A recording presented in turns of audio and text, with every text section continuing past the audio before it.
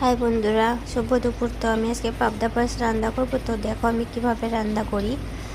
তো ফার্স্টে আমি মাছগুলোকে কেটে ধুয়ে ভালো করে লবণ আর হলদি মেখে রেখেছি।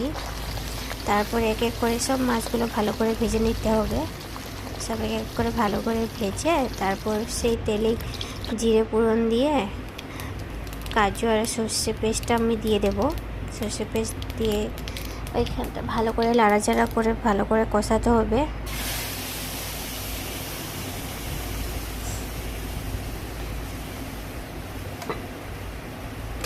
তোমরা চাইলে এখানে টমেটো দিতে পারো, তো আমি টমেটো অ্যাড করিনি কারণ হাজব্যান্ড টমেটো ভালো পায় না, তার জন্য লবণ হলদি দিয়ে দিলাম।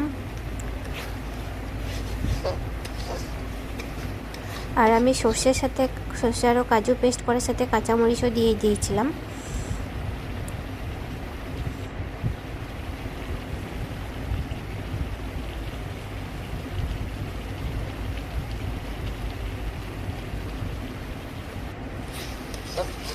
যদি আমার ভিডিওগুলো ভালো লাগে লাইক করে দিও, কমেন্ট করে দিও তোমরা সবাই।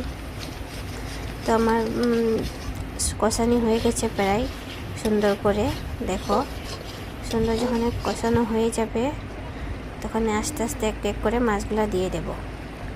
তো আমার রান্না কমপ্লিট।